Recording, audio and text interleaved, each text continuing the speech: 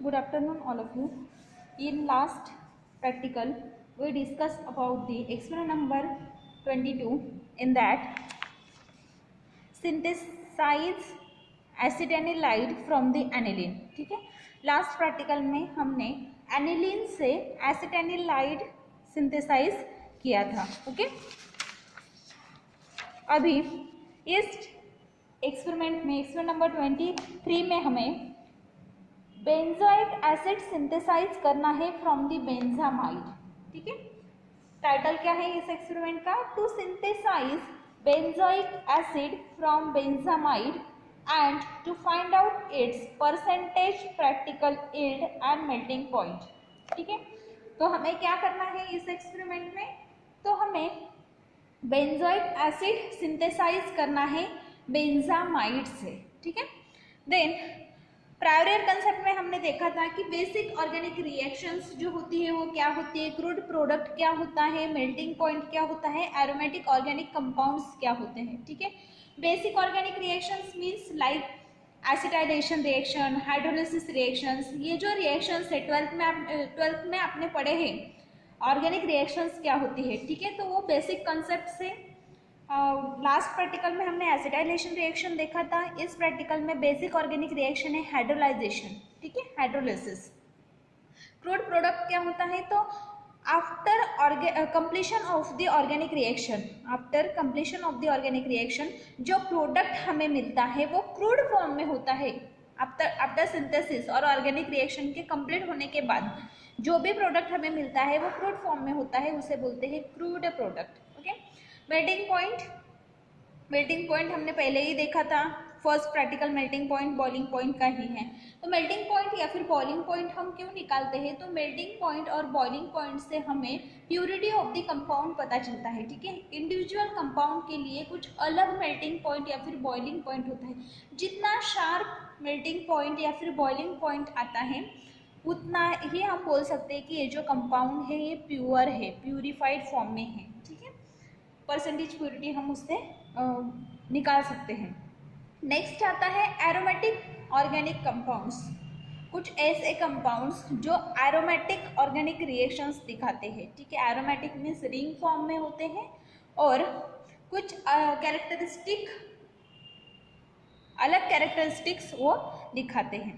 Okay, new concept में क्या है? तो न्यू कंसेप्ट में हमने देखा कि बेसिक ऑर्गेनिक रिएक्शंस जो है उसमें से हमें हाइड्रोलाइजेशन रिएक्शन यहाँ पे स्टडी करना है. ठीक है, लास्ट प्रैक्टिकल में हमने एसिटाइलेशन रिएक्शन देखा था. इस प्रैक्टिकल में हमें क्या देखना है? Hydrolyzation reaction, hydrolysis. ठीक है, hydrolysis is a process of breaking off bonds with addition of the water molecule. ठीक है, हाइड्रोलाइजेशन मीन्स व्हाट? तो हाइड्रोलाइजेशन को हम डिफाइन कर सकते हैं, इट इज अ प्रोसेस. हाइड्रोलाइजेशन क्या है? एक प्रोसेस है, एक रिएक्शन है जिसमें क्या होता है तो वाटर मॉलिक्यूल ऐड करके हम बॉन्ड ब्रेकिंग करते हैं. कोई भी एक प्रोडक्ट है उसमें अगर हमने वाटर डाल दिया तो उस प्रोडक्ट के अगर बॉन्ड ब्रेक होते हैं after adding the water molecule तो उसको बोलोगे आप हाइड्रोलाइजेशन रिएक्शन या फिर हाइड्रोलिसिस. ठीक है, तो इसमें क्या होता क्या है? तो functional derivative of the carboxylic acid like amides और esters can be hydrolysed by hydrolysed in alkaline और एसिडिक मीडियम. ठीक है, एसिडिक या फिर अल्कलाइन मीडियम जो होता है उसमें वाटर मॉलिक्यूल होता है, क्योंकि एसिडिक सॉल्यूशन या फिर अल्कलाइन सॉल्यूशन दोनों भी क्या है तो वाटर सॉल्यूशन है, एक्वेस सॉल्यूशन है, मीन्स उसमें क्या है तो वाटर मॉलिक्यूल्स है. ओके, तो जो कार्बोक्सिलिक एसिड के डेरिवेटिव्स होते हैं तो कार्बोक्सिलिक एसिड के कौन से डेरिवेटिव्स होते हैं? ईस्टर हो सकते हैं या फिर अमाइड हो सकते हैं. ठीक है, ईस्टर या फिर अमाइड जो कार्बोक्सिलिक एसिड के डेरिवेटिव्स है.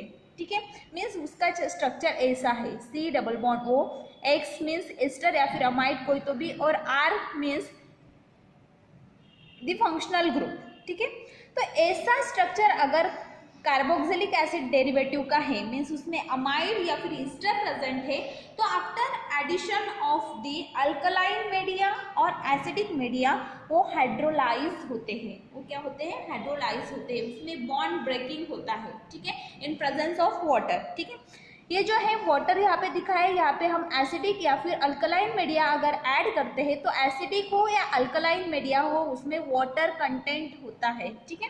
Then after breaking off bonds hydrolysation क्या होता है, तो जब बॉन्ड ब्रेकिंग होता है या फिर हाइड्रोलाइसिस होता है तो आफ्टर हाइड्रोलाइसिस हमें कार्बोक्सिलिक एसिड मिलता है और अमोनिया या फिर अमाइन, अल्कोहल या फिर फिनॉल एक प्रोडक्ट मिलता है, ठीक है। जैसे यहाँ पर दिखाया गया है R C double bond O X, X means अगर हम ईस्टर या फिर अमाइड कंसिडर करते हैं RO या फिर NH2, ठीक है, और R जो है वो CS3 C2H5 या फिर C6H6 कुछ तो भी हो सकता है, ठीक है।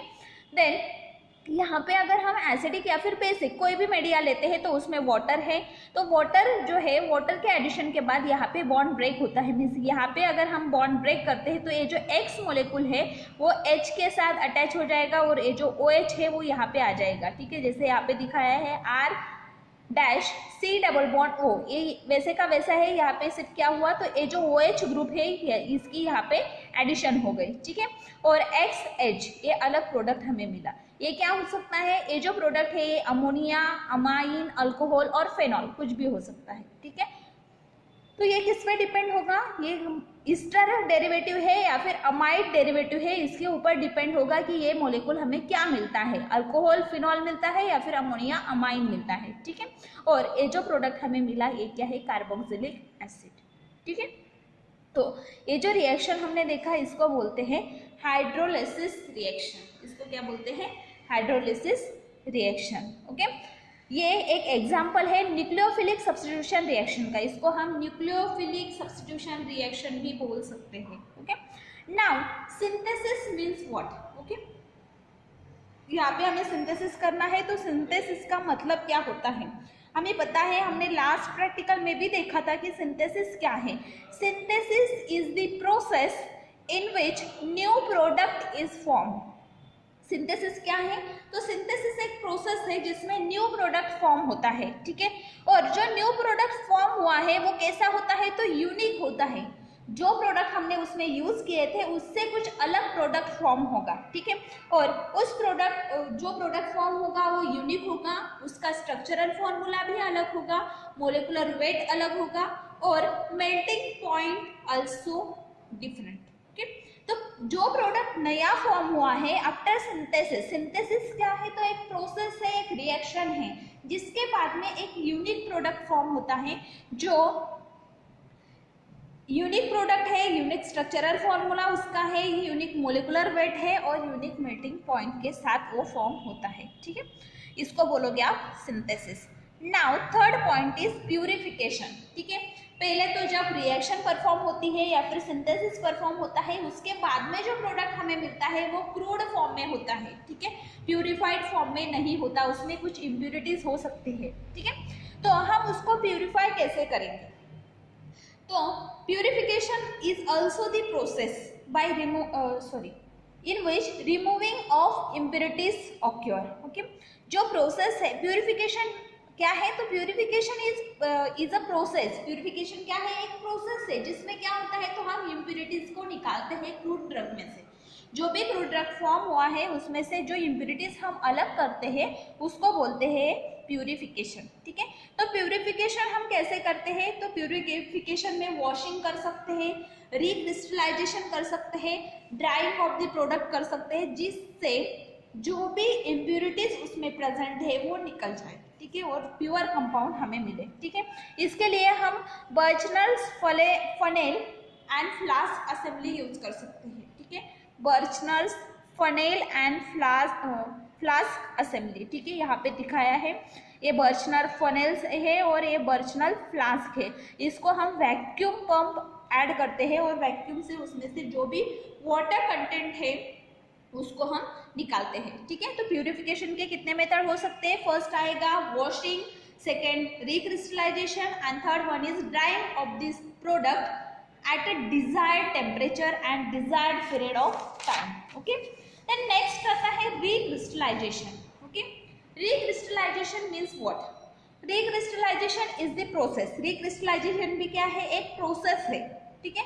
तो इसमें हम क्या करते हैं, तो जो क्रूड कंपाउंड है, क्रूड फॉर्म में जो ड्रग हमें मिला है उसको हम डिजोल्वेबल सॉल्वेंट में, सिलेक्टेड सॉल्वेंट में डिजोल्व करते हैं, ठीक है। जैसे वो किसमें कंप्लीटली सोल्यूबल हो सकता है, ऐसा सॉल्वेंट हम सिलेक्ट करेंगे। लाइक जो कंपाउंड हमारा है वो अगर अल्कोहल में सोल्यूबल होता है तो हम alcohol as a solvent use करेंगे, अगर वो बेंजीन में सोल्यूबल है तो benzene as a solvent use करेंगे। जिससे भी सॉल्वेंट में वो सोल्यूबल होगा वो सॉल्वेंट हम सिलेक्ट करेंगे और उस सिलेक्टेड सॉल्वेंट में वो क्रूड ड्रग हम ऐड करेंगे, कंप्लीटली डिसॉल्व करेंगे, ओके। देन उस कंपाउंड को या फिर उस मिक्सचर को हम हीट करेंगे, ठीक है, एंड स्लोली कूल होने देंगे, स्लोली उसको रूम टेम्परेचर पर कूल होने देंगे।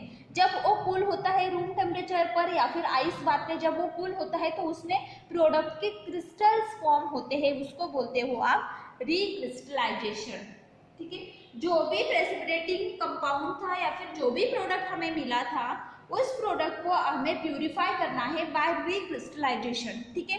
तो हम क्या करेंगे, उसको एक स्पेसिफिक या फिर सिलेक्टेड सॉल्वेंट में डिसॉल्व करेंगे। कंप्लीटली डिसॉल्व होने के लिए हम उसको थोड़ी सी हीट दे सकते हैं, देन हम उसको रूम टेम्परेचर पे या फिर आइस बाथ में कूल करेंगे। कूल होने के बाद में उसमें क्रिस्टल्स फॉर्म होते हैं, वो होता है हमारा प्योर कंपाउंड, ठीक है, उसमें प्योर कंपाउंड के क्रिस्टल्स फॉर्म होंगे। देन नेक्स्ट पॉइंट आता है यील्ड, ठीक है। जो रिएक्शन हमने किया उसमें हमने कुछ प्रोडक्ट्स यूज किए थे तो उसका हमें यील्ड कितना मिला, ठीक है। तो यील्ड जो होता है उसमें 3 पॉइंट्स होते हैं, theoretical yield, practical yield and percentage yield, ठीक है। तो थ्योरेटिकल यील्ड हम पहले ही कैलकुलेट करते हैं, जैसे हमने कितना प्रोडक्ट यूज किया है उसमें से हमें कितना प्रोडक्ट मिल सकता है, ये हम मोलेकुलर वेट के बेसिस पर कैलकुलेट करते हैं। जैसे हमने जो इनिशियल कंपाउंड यूज किया था उसका मोलेकुलर वेट 100 है, ठीक है। देन बाद में जो आफ्टर सिंथेसिस हमें जो कंपाउंड मिला उसका मोलेकुलर वेट अगर 105 है, ठीक है, तो हम कैलकुलेट करेंगे कि 100 के लिए अगर हमें 105 मिलता है तो वो 100% है, ठीक है। 100 ग्राम अगर हम कोई कंपाउंड यूज करते हैं उससे हमें 105 ग्राम कंपाउंड मिलता है तो वो हमें 100% यील्ड दे रहा है। इसको बोलोगे आप थ्योरेटिकल यील्ड। इसको क्या बोलोगे? Theoretical yield. देन नेक्स्ट आता है प्रैक्टिकल यील्ड। प्रैक्टिकल यील्ड क्या होता है? तो जो कंपाउंड हम यूज कर रहे हैं या फिर जो रिएक्शन हम परफॉर्म कर रहे हैं, आफ्टर रिएक्शन, आफ्टर सिंथेसिस जो प्रोडक्ट हमें मिलता है उसको हम ड्राई करने के बाद में वेट करते हैं, तो जो वेट हमें मिलेगा वो होगा हमारा प्रैक्टिकल यील्ड, ठीक है। और नेक्स्ट बात आती है परसेंटेज यील्ड, ठीक है। तो परसेंटेज यील्ड निकालने का एक फॉर्मूला है, like percentage yield is equal to practical yield upon theoretical yield. Practical yield जो आफ्टर सिंथेसिस हमें मिला और थ्योरेटिकल यील्ड जो सिंथेसिस के पहले ही हमने मोलिकुलर वेट से कैलकुलेट किया, ठीक है। देन ये जो फॉर्मूला है इसमें होता है percentage yield is equal to practical yield upon theoretical yield into 100, ठीक है।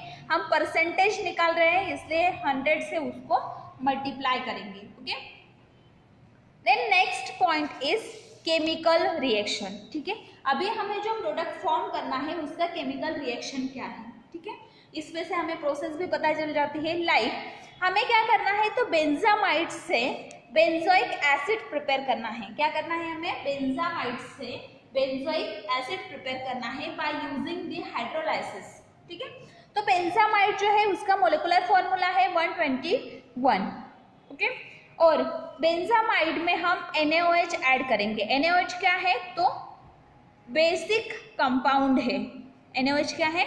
बेसिक कंपाउंड है, ठीक है। तो हमने बेस इसमें ऐड किया।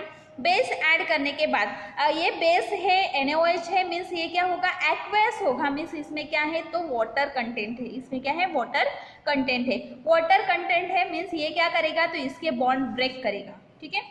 तो NaO और H अलग हो जाएगा और यहाँ से CO और NH2 अलग हो जाएगा, ठीक है। मीन्स यहाँ पे भी बॉन्ड ब्रेकिंग हुआ और यहाँ पे भी बॉन्ड ब्रेक हुआ, ठीक है। फिर क्या होगा, तो ये जो NH2 है वो इस H के साथ में ज्वाइन हो जाएगा, ये हुआ NH3, ओके। और CO जो है वो Na के साथ बॉन्ड फॉर्म करेगा, ठीक है। तो NaO एंड CO यहाँ पे बॉन्ड फॉर्मेशन हुआ और NH2 और H यहाँ पे एक बॉन्ड फॉर्मेशन हुआ, ये हुआ सोडियम बेंजोएट। मीन्स इसमें से हमें क्या मिला, सोडियम बेंजोएट एंड NH3। तो ये जो सोडियम बेंजोएट प्लस NH3 है, इस सॉल्यूशन में हम फिर HCl ऐड करेंगे। HCl is the acidic compound with aqueous solution, ठीक है। मीन्स इसमें भी क्या है, वाटर मोलिक्यूल है, तो ये भी क्या करेगा, तो यहाँ पे और बॉन्ड ब्रेकिंग करेगा, ठीक है। बॉन्ड ब्रेकिंग करेगा, यहाँ पे भी बॉन्ड ब्रेकिंग करेगा, तो क्या होगा, तो यहाँ पे हमें मिलेगा NaCl प्लस COOH, ठीक है। ये जो H है वो COO से जाके बॉन्ड फॉर्म करेगा और जो Na है वो Cl से जाके बॉन्ड फॉर्म करेगा, ठीक है।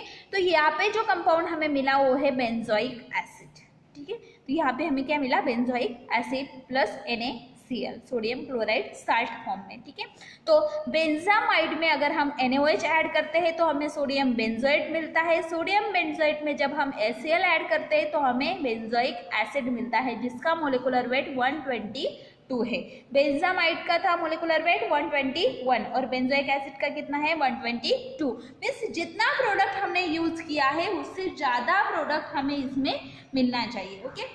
स्टेप वाइज प्रोसीजर हम देखेंगे। Place 5 gram of benzamide and 75 ml of sodium hydroxide, okay. हमने 5 ग्राम बेंजामाइड लिया, उसमें 75 ml sodium hydroxide NaOH add किया और ये जो सोल्यूशन है हम राउंड बॉटम फ्लास्क में 250 ml के राउंड बॉटम फ्लास्क में प्रिपेयर करेंगे। फिर उसको रिफ्लक्स करेंगे रिफ्लक्स कंडेंसर से, ठीक है। रिफ्लक्स हम कितनी देर करेंगे, तो ये जो मिक्सचर है इसको हम बॉईल करेंगे और मिक्स करेंगे जेंटली 30 मिनट्स तक, ठीक है। फिर उसमें हम क्या करेंगे, तो इनिशियली हम उसमें पोर्सिलिन पीसेस ऐड करेंगे, ठीक है। पोर्सिलिन पीसेस मीन्स पोर्सिलिन के जो आपकी चाइना डिश वगैरह आती है ना, उसको तोड़ के हम उसके जो पोर्सिलिन के पीसेस होते हैं वो इसमें रिएक्शन मिक्सचर में ऐड करेंगे। क्योंकि जब ये रिएक्शन मिक्सचर जो है बॉयल होता है तो उसका बम्पिंग होता है, ठीक है, वो बाहर आ जाता है सॉल्यूशन। तो इसके लिए हम उसमें पोर्सिलिन पीसेस ऐड करेंगे जिससे वो नीचे रहता है, बाहर नहीं आता, ठीक है। जैसे दूध उबलता है, मिल्क पता है आपको, मिल्क जब उबलता है तो वो ऊपर आ जाता है, ठीक है। अगर हम उसमें कोई जैसे ज़्यादा दूध है तो उसमें अगर हम कप होता है वो ऐड कर देते हैं, या फिर जो डिश होती है, क्या वो बोलते हो आप उसको, चीनी की जो डिश होती है वो अगर हम उसमें ऐड कर देते हैं, ठीक है, नीचे बैठ जाती है वो, तो वो जो दूध होता है या फिर जो मिल्क होता है वो ऊपर नहीं आता। वैसे ही प्रोसेस हमें यहाँ पे करनी है। जो रिएक्शन मिक्सचर है उसमें हम पोर्सिलिन के छोटे छोटे पीसेस ऐड कर देंगे, जिससे वो जो मिक्सचर है, जो भी मिक्सचर है, सॉल्यूशन है, वो ऊपर नहीं आएगा, कितना भी बॉईल हुआ तो भी, ठीक है। तो उसके बाद में 30 मिनट्स तक हम उसको जेंटली हीट करेंगे और बाद में उसको सॉल्यूशन को कूल होने देंगे, ठीक है। रिफ्लक्स कंडेंसर निकाल लेंगे और आइस मिक्सचर में, आइस वाटर मिक्सचर में हम उसको रख देंगे, उस पॉट को रख देंगे, फिर वो स्लोली कूल हो जाएगा। कूल होने के बाद में, ठंडा होने के बाद में हम उसमें हाइड्रोक्लोरिक एसिड ऐड करेंगे, concentrated hydrochloric acid means HCl add करेंगे, ठीक है। कब तक ऐड करेंगे, जब तक वो स्ट्रांगली एसिडिक नहीं हो जाता तब तक, ठीक है। हमने पहले NaOH ऐड किया था, मीन्स वो क्या है, बेसिक सॉल्यूशन है। हम उसमें बाद में क्या ऐड कर रहे हैं, तो एसिड ऐड कर रहे हैं। तो एसिड कब तक ऐड करेंगे हम, तो इसका कोई अमाउंट नहीं है, हम ऐड करेंगे, फिर उसको चेक करेंगे लिटमस पेपर से। जब तक लिटमस पेपर पे वो एसिडिक नहीं दिखाता तब तक हम उसको ऐड करेंगे, ठीक है। जब स्ट्रांगली एसिडिक हो जाएगा तो वाइट कलर का एक प्रेसिपिटेट सेपरेट आउट होगा, उसको हम इमीडिएटली सेपरेट करेंगे, फिल्टर करेंगे, ठीक है। फिल्टर करने के बाद में वो जो मिक्सचर है, ठीक है, तो उस मिक्सचर को हम 10 मिनट तक वैसे ही आइस वाटर बाथ में रहने देंगे, फिर उसको सेपरेट करेंगे। सेपरेट करने के बाद, सेपरेट कहाँ पे करेंगे हम उसको, कलेक्ट कहाँ पे करेंगे, तो बर्चनर्स फनेल जो है या फिर पंप जो है वहाँ पे हम उसको फिल्टर करेंगे। इससे क्या होगा, तो जो भी वाटर कंटेंट है वो पूरा निकल जाएगा और वो हमें ड्राई प्रोडक्ट मिलेगा। ठीक है, तो वो जो प्रोडक्ट है उससे हम कोल्ड वाटर से वॉश कर लेंगे। ठीक है, जो भी प्रोडक्ट हमें मिला है तो उसको हम कोल्ड वाटर से वॉश कर लेंगे। मीन्स उसमें जो भी एसिडिक, बेसिक या फिर कोई भी वाटर सोल्यूबल इम्प्योरिटी है तो वो निकल जाएगी। ठीक है, बाद में हम उसको क्रिस्टलाइज करेंगे, रिक्रिस्टलाइज करेंगे। ठीक है, तो रिक्रिस्टलाइज करने के लिए हम क्या करेंगे, तो जो भी प्रोडक्ट हमें मिला है उसको बॉइलिंग वाटर में, ठीक है, हॉट वाटर में डिजोल्व करेंगे। ठीक है, क्योंकि ये वाटर सोल्यूबल है तो हम उसको वाटर में डिजोल्व कर देंगे। ठीक है, डिजोल्व करने के बाद में हम थोड़ा, बॉइलिंग वाटर है, थोड़ी देर तक उसको रहने देंगे, फिर उसको स्लोली कूल होने देंगे। ठीक है, कूल होने के बाद में रूम टेम्परेचर पर कूल होने देंगे। कूल होने के बाद में उसमें क्रिस्टल्स सैचुरेट हो जाएंगे, क्रिस्टल्स जमा हो जाएंगे, वो क्रिस्टल होंगे बेंजोइक एसिड के। ठीक है, तो हमें क्या मिला, रिक्रिस्टलाइज फॉर्म में बेंजोइक एसिड मिला। उसको हम फिर से ड्राई करेंगे। पहले तो हम पंप पे जो भी बर्नर पंप है या फिर बर्नर फनेल है, बर्नर फनेल एंड पंप, उस पर हम उसको फिल्टर करेंगे। फिल्टर करके उसको ड्राई करेंगे। ठीक है, ड्राई करने के बाद में हम उसको एक्यूरेटली वे करेंगे। ठीक है, इलेक्ट्रॉनिक बैलेंस पर वे करेंगे। वे करने के बाद में हम उसका मेल्टिंग पॉइंट डिटरमाइन करेंगे। ओके, यहाँ पे हमें क्या मिला, फिर बेंजोइक एसिड। ओके, अभी हमें क्या करना है, तो हमने वो जो वेट किया था या फिर रिएक्शन होने के बाद में जो भी प्रोडक्ट हमने वे किया उसका हमें क्या निकालना है, तो कैलकुलेशन करना है और परसेंटेज यील्ड निकालना है। ठीक है, तो पहला जो है अमाउंट ऑफ बेंजामाइड कितना था, तो 5 ग्राम। ठीक है, बेंजामाइड कितना लिया था हमने, 5 ग्राम लिया था। प्रैक्टिकल यील्ड जो है after recrystallisation of the product, जो भी प्रोडक्ट हमें मिला जिसका हमने रिक्रिस्टलाइजेशन किया और वे किया, तो वे सपोज हमने किया 4 ग्राम। ठीक है, एज्यूम करते हैं कि जो भी वेट हमारा आया वो कितना आया है, 4 ग्राम आया है। ठीक है, फिर melting point of the product हम निकालेंगे, वो सपोज 121 डिग्री सेल्सियस है। ठीक है, ये हमें रेफरेंस बुक में ढूंढना है या फिर गूगल पे सर्च करके यहाँ पे लिखना है। ठीक है, देन नेक्स्ट आता है कैलकुलेशंस। नेक्स्ट पॉइंट क्या आएगा, कैलकुलेशंस। ठीक है, तो कैलकुलेशंस में हमें क्या निकालना है, तो परसेंटेज यील्ड निकालना है। तो पहले हम देखेंगे कि हमारा थ्योरेटिकल यील्ड कितना है। थ्योरेटिकल यील्ड निकालने के लिए हम क्या करेंगे, तो बेंजामाइड जो हमने 5 ग्राम लिया था उसका मोलेकुलर वेट लेंगे। ठीक है, थ्योरेटिकल यील्ड हम मोलेकुलर वेट से निकालते हैं। बेंजामाइड का मोलेकुलर वेट कितना है, 121 gram. Okay, 121 gram of benzamide gives 122 gram of benzoic acid. ठीक है, मीन्स 121 ग्राम अगर हम बेंजामाइड लेते हैं तो हमें 122 ग्राम ऑफ बेंजोइक एसिड मिलता है। ठीक है, हमने अभी प्रोडक्ट कितना लिया था, तो 5 ग्राम लिया था। बेंजामाइड हमने कितना लिया है रिएक्शन के लिए, 5 ग्राम लिया है। तो 5 ग्राम से हमें कितना बेंजोइक एसिड मिलेगा, क्रॉस मल्टीप्लिकेशन 121 से हमें 122 मिलता है, तो 5 ग्राम से कितना मिलेगा। ठीक है, क्रॉस मल्टीप्लिकेशन करेंगे 121 अपॉन 122 इंटू 5। ओके, ये जो भी प्रोडक्ट मिलेगा वो होगा 5.04। ठीक है, तो कितना मिला हमें, 5.04 ग्राम प्रोडक्ट हमें मिलना चाहिए। ठीक है, अगर हम 5 ग्राम, अगर हमने 5 ग्राम बेंजामाइड यूज किया है तो उसमें से हमें 5.04 ग्राम बेंजोइक एसिड मिलना चाहिए। ओके, ये हुआ हमारा थ्योरेटिकल यील्ड। अभी हम क्या निकालेंगे, तो परसेंटेज प्रैक्टिकल यील्ड निकालेंगे। ठीक है, प्रैक्टिकल यील्ड हमें पता है 4 ग्राम, थ्योरेटिकल यील्ड पता है 5.04 ग्राम। अभी हमें निकालना है परसेंटेज यील्ड। परसेंटेज यील्ड निकालने के लिए फॉर्मूला है practical yield upon theoretical yield into 100। Practical yield कितना है, 4.1 ग्राम, थ्योरेटिकल यील्ड कितना है, 5.04 ग्राम इंटू 100। 81% यील्ड हमें मिला है। हमने जो प्रोडक्ट यूज किया था उसमें से हमें 80% यील्ड मिला है। ओके, वो हम लिखेंगे। ओके, यहाँ पे हमारा इसमें नंबर 23 हमने लिया, उसके नीचे जो क्वेश्चन आंसर दिए हैं वो आपको लिखने हैं, मैनुअल आपको कंप्लीट करना है। ठीक है, नेक्स्ट जो है इसमें नंबर 24 वो हम नेक्स्ट प्रैक्टिकल में देखेंगे।